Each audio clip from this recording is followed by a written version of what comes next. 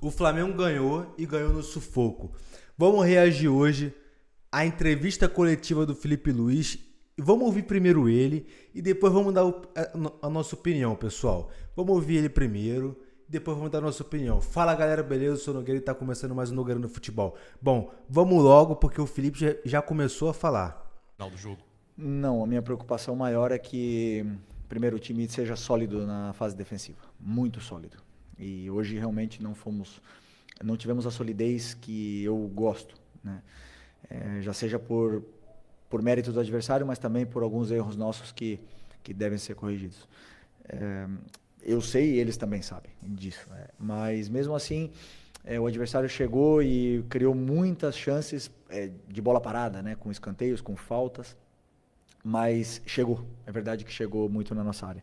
E a minha preocupação na fase ofensiva é que o time crie, que consiga chegar e, claro, os jogadores determinantes, com o grande jogo, por exemplo, que fez no outro dia o Cebola, hoje o Lino, a bola quando cai no pé do Arrascaeta sempre ele cria perigo, o Pedro está já também num bom momento, então tudo isso aí faz com que as defesas dos adversários tenham dificuldade de defender e que a gente possa criar. Depois a fase da finalização é um assunto que, como eu já falei várias vezes, os jogadores às vezes chegam mais finos e frescos na frente do goleiro, com mais calma, e outros dias a bola não entra, simplesmente assim. Mas o mais importante é que o time criou. Felipe, boa noite, parabéns. Uma vitória no dia do aniversário, às vezes não acontecia. Eu queria te perguntar sobre essas contratações que o Flamengo fez e como você vê o elenco do Flamengo agora. Teve uma eliminação, claro, mas você está ainda recebendo esses jogadores, não deu para esses jogadores ainda atuarem da forma que você ainda vai preparar. Como você vê essa preparação, pensando, eu não vou falar nem em Libertadores, que está muito em cima aqui agora, pensando no restante da temporada, principalmente Campeonato Brasileiro, e caso continue na Libertadores, se Deus quiser, para você, né? Como você vê esse time encaixando, como você vê esse elenco agora com essas chegadas aí? Não nada a ver. Bom, primeiro dizer que a janela que o clube está fazendo extraordinária, né? Como eu falei na outra coletiva também. Um esforço muito grande do presidente e do Boto para potencializar ainda mais esse elenco que já era altamente qualificado. É verdade que tivemos algumas perdas importantes esse ano, mas não pararam de trabalhar nem um minuto para poder repor essas peças e que a gente possa continuar com esse nível altíssimo, né, desse elenco, que é um elenco muito forte.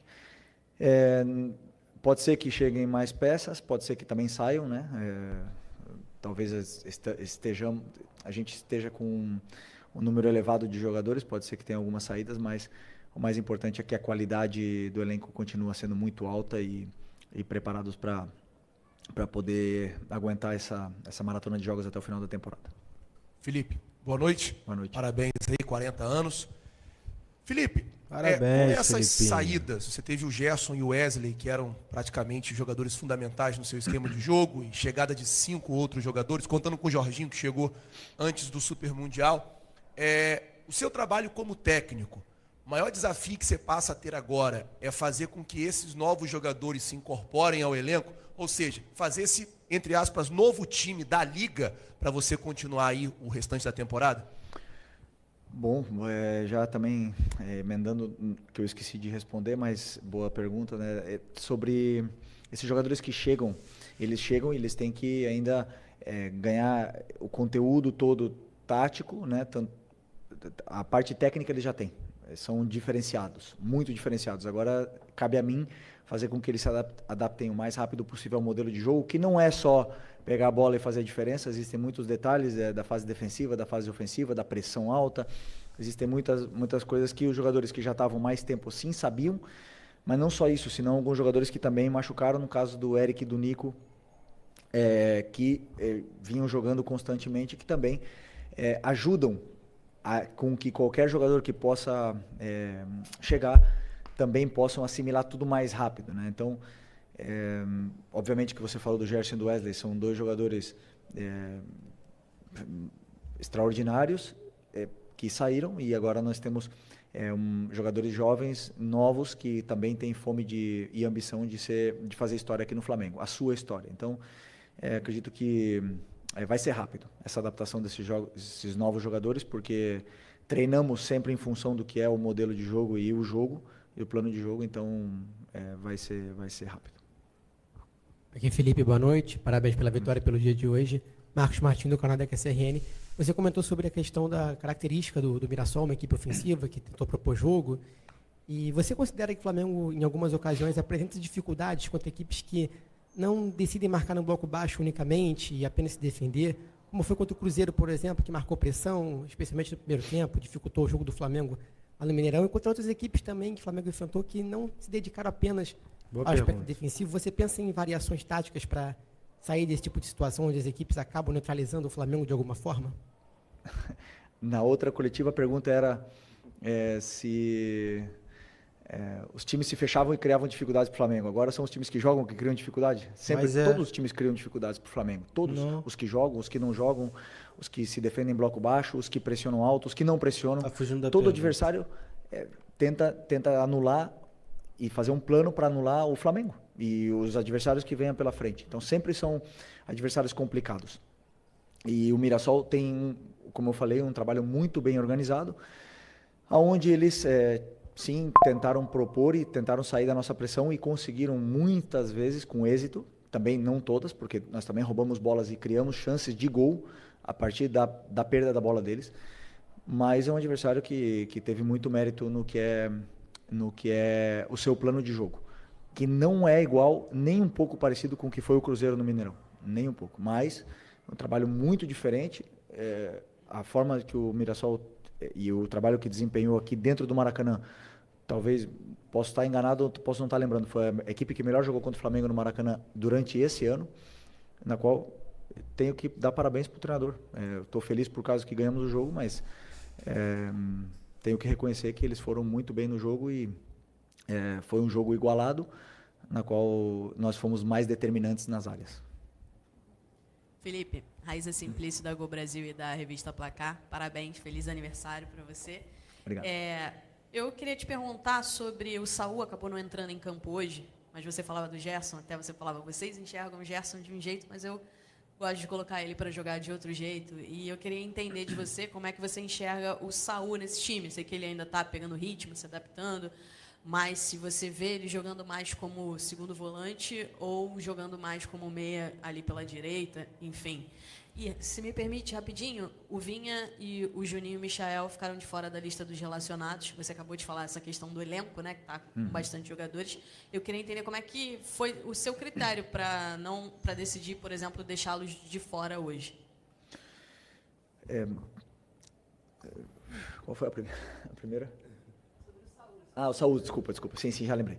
O Saul é um jogador que é polivalente, ele joga em todas as partes do meio campo, já jogou de lateral, já jogou de zagueiro, já jogou até de atacante, mas hoje pelas necessidades que a equipe apresenta, pela composição do elenco, eu vejo ele como para essa posição que estava o Gerson, agora está jogando o Plata e o Luiz Araújo e o Matheus Gonçalves.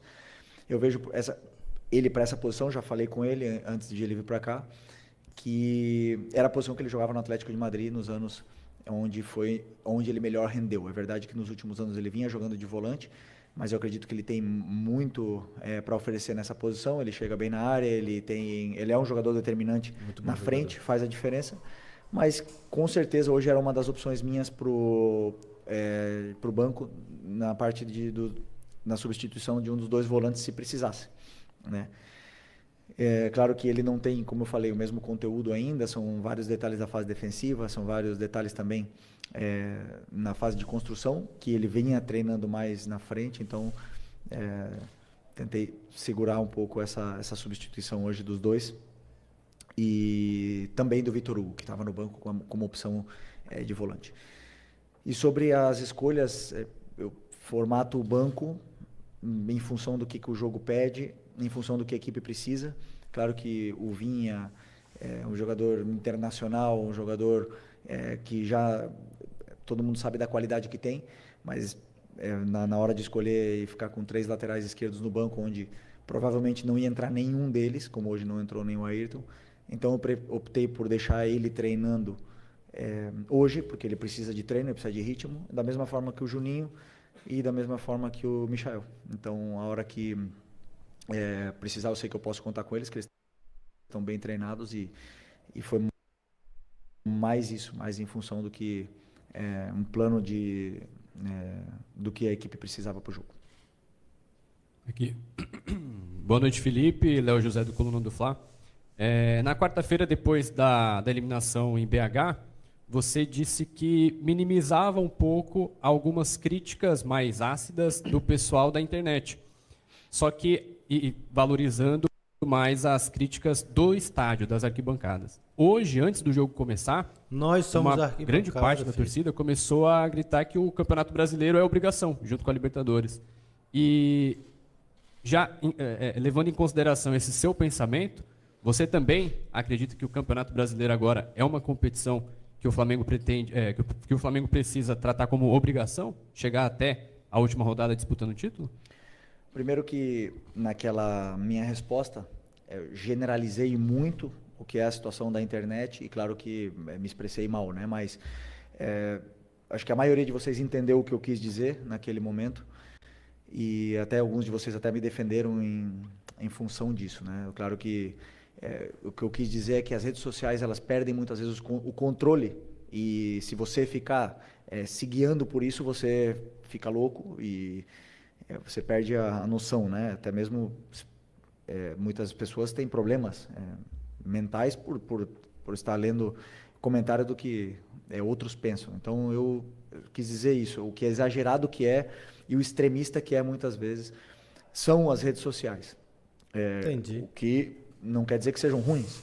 As redes sociais vêm para ajudar o mundo e vêm para melhorar, mas realmente nós que estamos sempre colocando a cara, se você seguir isso aí, você passa mal, né? Então, o que você falou sobre a torcida, tem todo o direito do mundo de fazer tudo o que quiser. Aliás, desde que eu cheguei aqui, o dia que eu botei o pé no Rio de Janeiro, estava tendo um protesto contra a equipe que tinha perdido contra o Emelec na Libertadores, estava num momento difícil e eu sabia onde eu estava vindo. Conheço o Flamengo durante toda a minha vida e vivi o Flamengo nos últimos 6 anos, e não existe outro caminho senão a cobrança do torcedor aqui. Aqui sempre foi assim e sempre vai ser. Nunca iremos nem devemos mudar o que é a essência do torcedor do Flamengo, que sempre quer o melhor para o clube.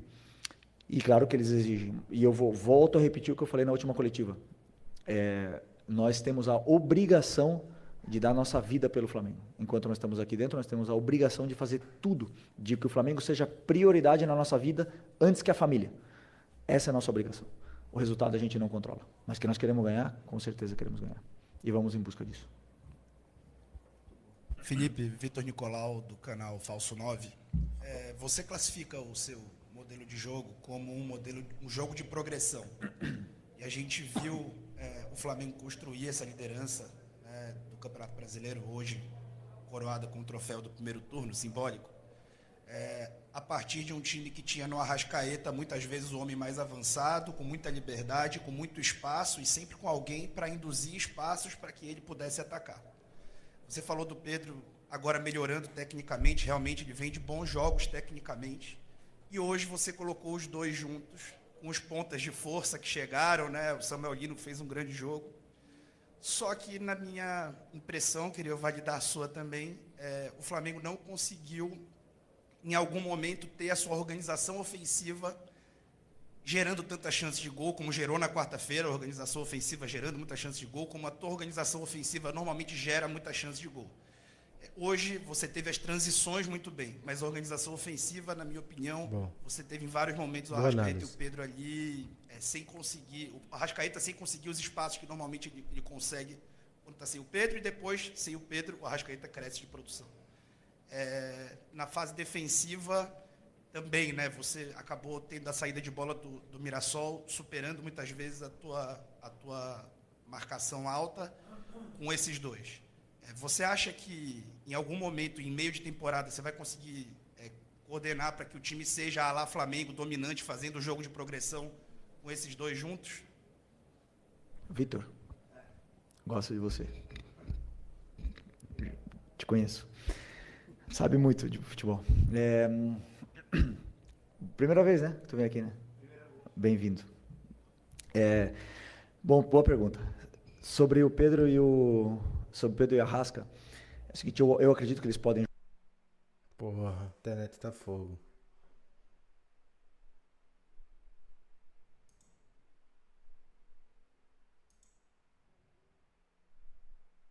O Mirassol é um time que se compacta muito e bloqueia muito o meio. Ao vivo, pessoal. Então, ao vivo é assim.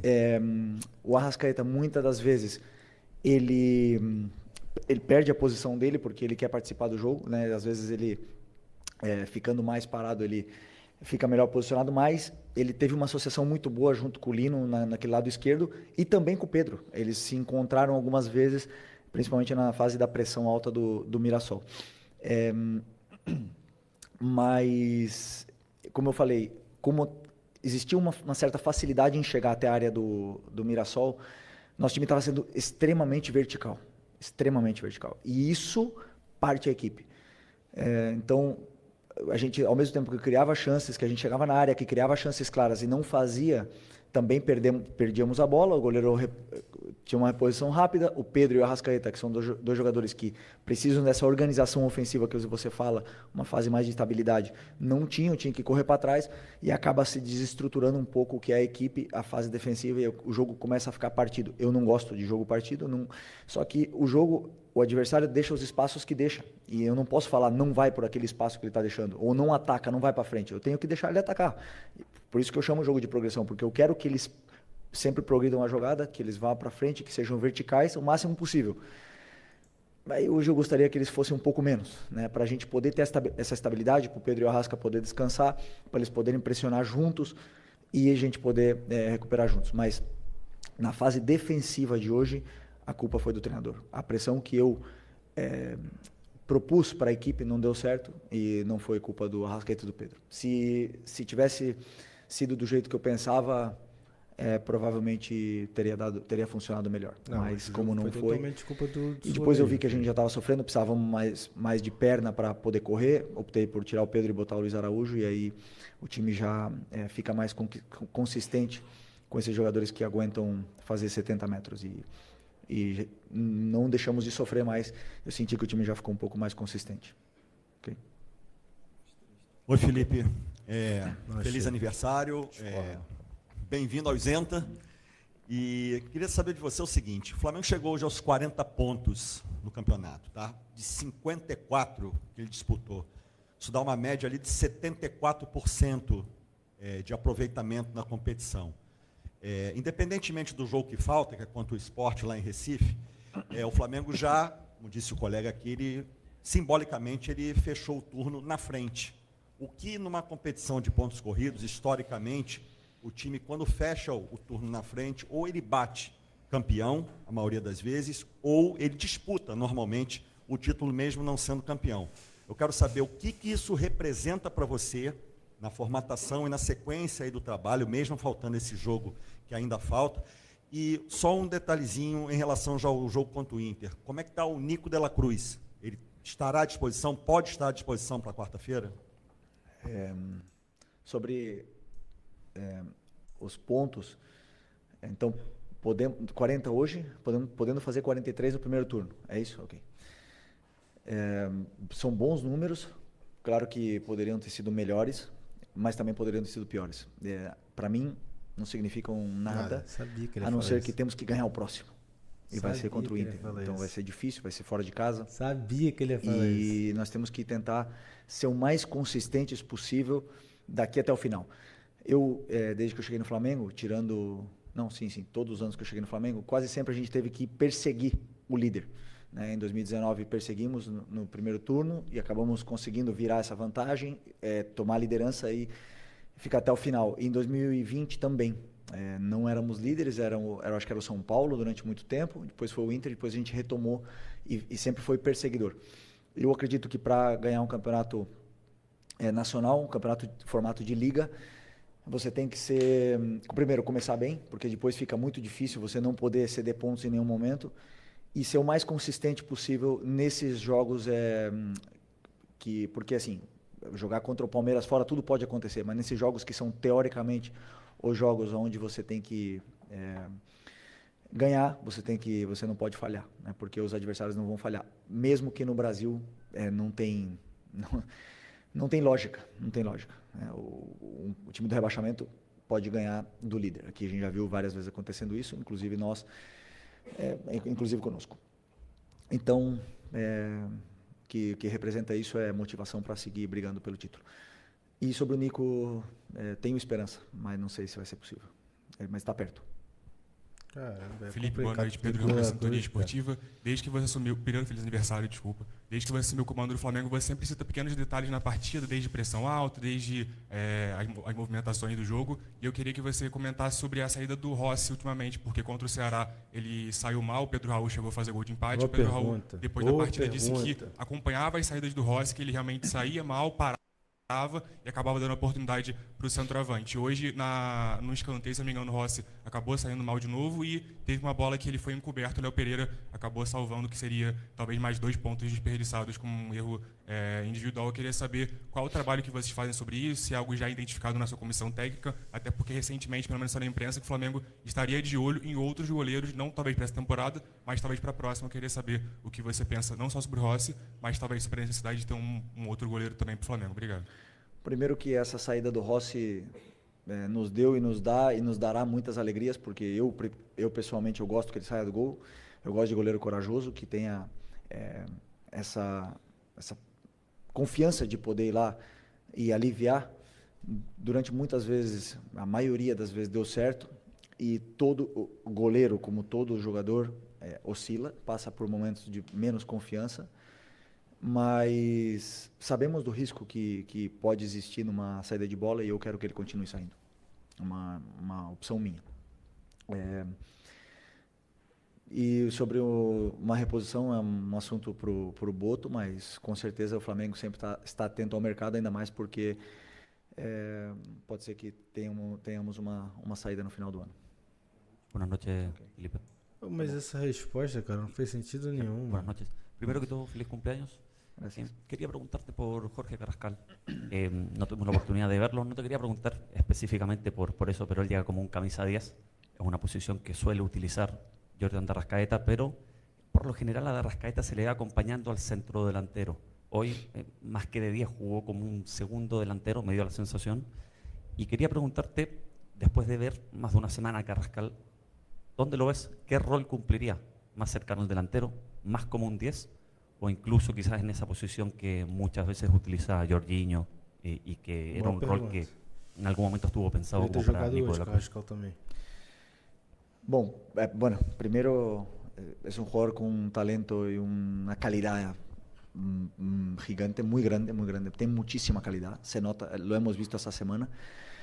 Hoy lo tenía casi seguro de que iba a ponerlo, tenía muy pensado el cambio de Arrascaeta y que él entrase por Arrasca, pero sentí en ese momento que el equipo necesitaba presionar más al Mirasol, necesitaba gente que tuviera más presión, sobre todo en los detalles micro ahí de la presión alta, que ya tiene muy bien incorporado Bruno y Plata, y Carrascal aún no tiene tanto estos entrenamientos de presión, por eso opté por no ponerlo por la fase defensiva, pero la fase ofensiva seguro que nos daría mucho, tiene mucha calidad, es un jugador que yo tengo una esperanza de que sea ídolo de este club dentro de los próximos años, porque es el típico jugador que al aficionado le va a encantar ver por lo bien que trata la pelota. Y después, contestando tu pregunta sobre la posición,